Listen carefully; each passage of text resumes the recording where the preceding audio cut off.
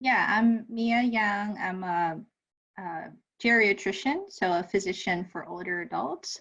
I identify as she, her, hers, and I am a Chinese American immigrant.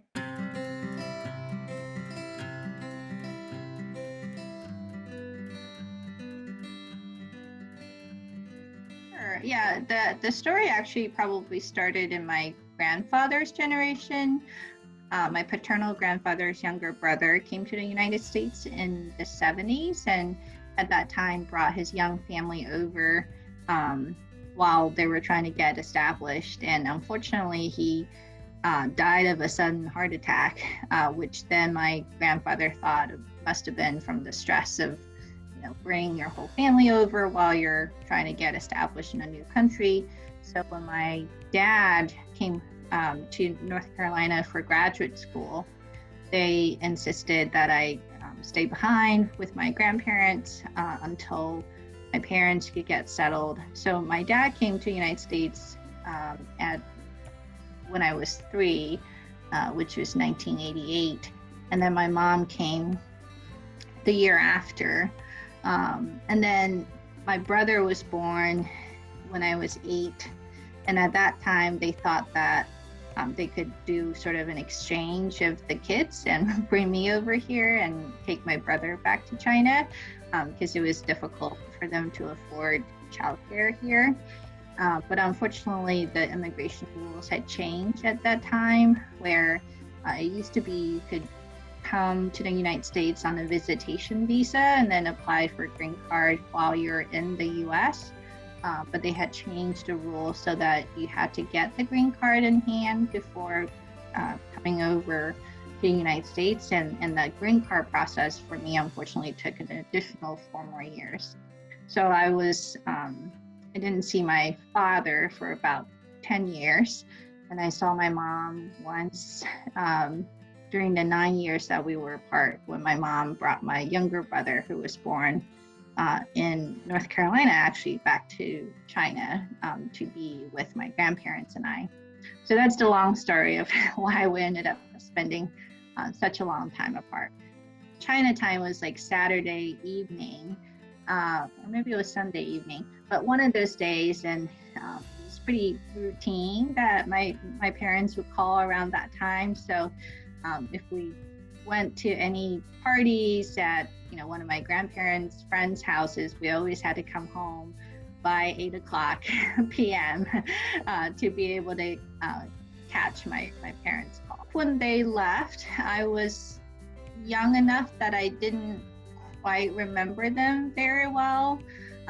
So my elementary school memories were really of my aunt, my dad's younger sister, kind of acting in that parental role, showing up to school for parent-teacher conferences and things like that. I think I had a wonderful childhood growing up with my grandparents.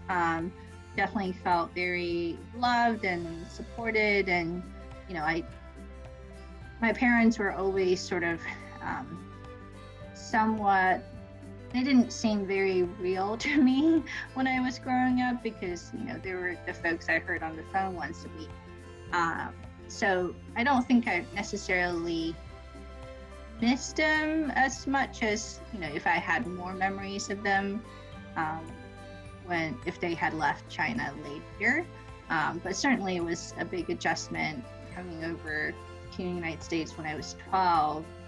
And really kind of getting to know my parents then. It was a very disjointed family dynamic where I left all the people that I really knew and grew up with to be with my parents, who I really haven't been with. And then the teenage years hit, and I was a pretty moody teenager for all of the reasons that typical teenagers go through, plus this big adjustment at age 12. My dad came for graduate school in computer science at NCNT University in Greensboro. And then they moved sort of maybe to South Carolina for a couple of years, but they really liked North Carolina. So by the time I came when I was 12, they had already settled in Charlotte. Um, so yeah, Charlotte's really where I spent, the last year of the 2 years of middle school and high school.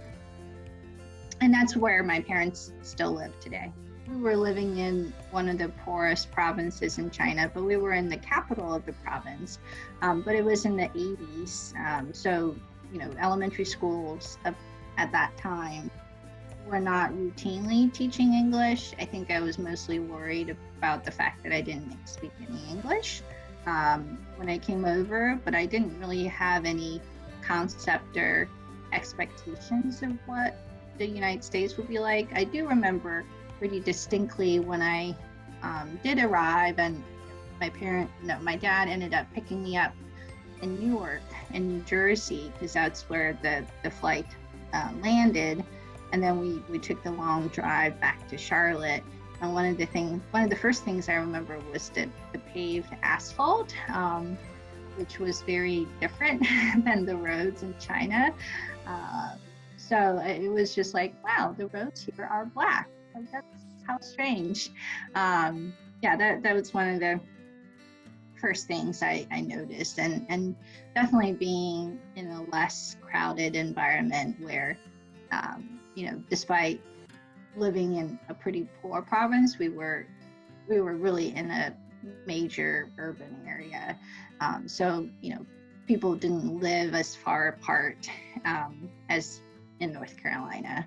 I think I remember telling some of my elementary school friends that it will be hard to get a picture of the whole family together because somebody has to take the photo. And they were like, well, just go next door and find someone to take the picture for you. And say, oh yeah, those next door neighbors are kind of far apart. It's just a different concept of space. I think in high school, I started to feel a bit more normal compared to middle school, in the sense that I had a core group of friends where we did the IB program together, the International Baccalaureate program, and we were sort of a smaller group of students within the larger school, which was not all IB students. So I think that environment was more conducive in terms of meeting people, because we already felt like we were sort of a subgroup within a larger group.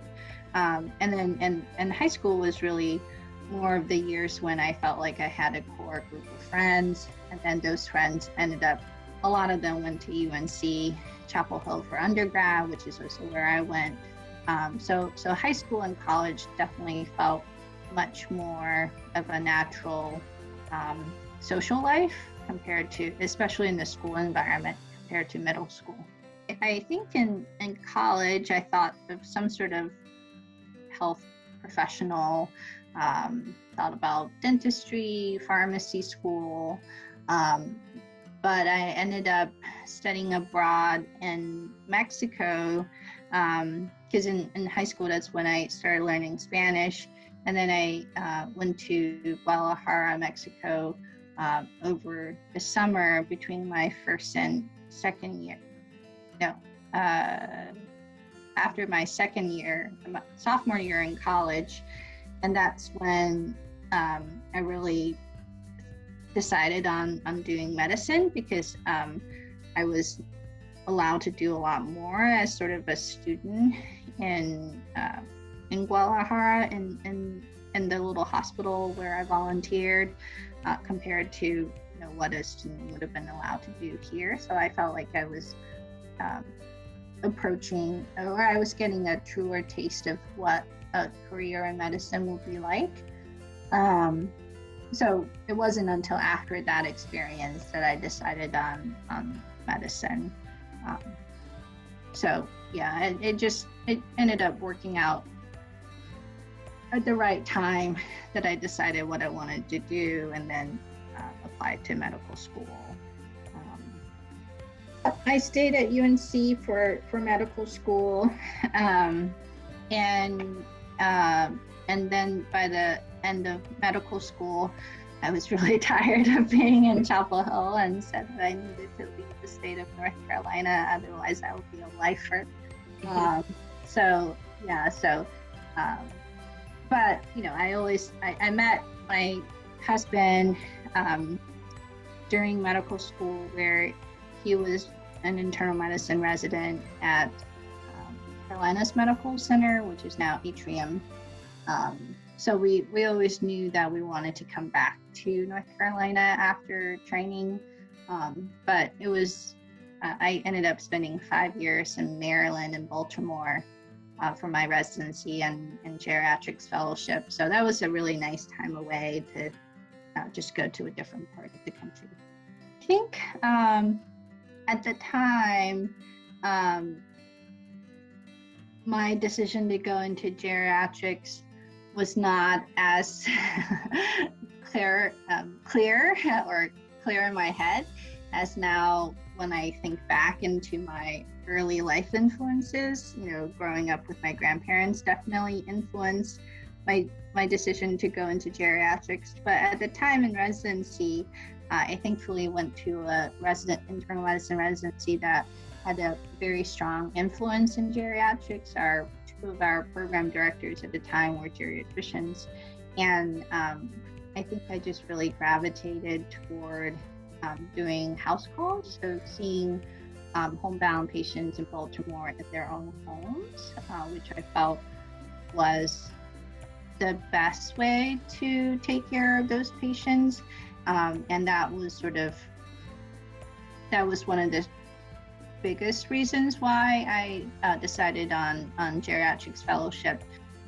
So I guess actually the majority of my time is not clinical. So I'm seeing patients about 30% of the time. The rest of my time is involved in dementia-related research and administrative duties. So I lead our Wake Forest House Call program, where I now tell other people how to go into the home and help take care of folks.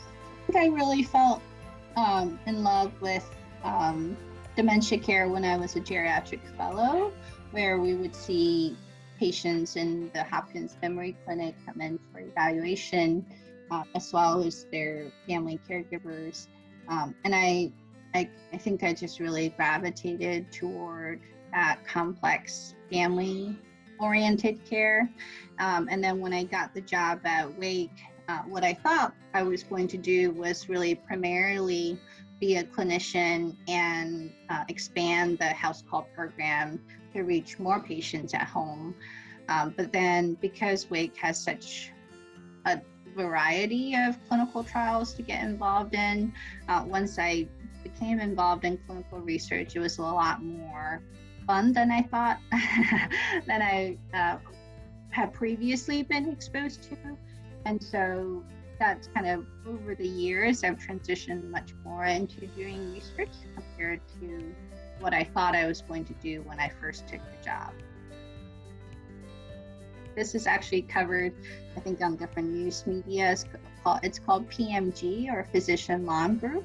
It was started by some physician moms who wanted to connect with other physician moms on Facebook, but now there's something ridiculous, like 60,000 women physicians who are connected through that large Facebook group and all the subgroups within it. Not all women are moms or even want to be moms, but it is still called PMG because that's originally what it was started out from. So Dr. Lulu, our editor and lead author, she had already published a couple of books as a pediatrician, but she really got the idea of showcasing the voices of other immigrant women. And I can't even remember which Facebook group she posted in, asking for women who were interested in sharing their immigrant experience. And I messaged her and said, sign me up. And at the same time, a lot of other women also kind of answered her call. Uh, a lot of us in the book are physicians, but not all of us. There are definitely kind of a very large age spectrum of women, and not all of us are mothers either, but most of us are. I do speak some phrases in Mandarin at home, but because my husband doesn't speak Mandarin, it is a little bit more difficult. And then sometimes in conversations with my parents, I would encourage my daughter to speak some Mandarin. But at the same time, I feel like it's not so important of an issue that I want to necessarily force my children to learn. I think it's just, I've seen how difficult it is even for my brother to learn Mandarin, even though Mandarin was actually his first language because he lived the first 4 years of his life in China.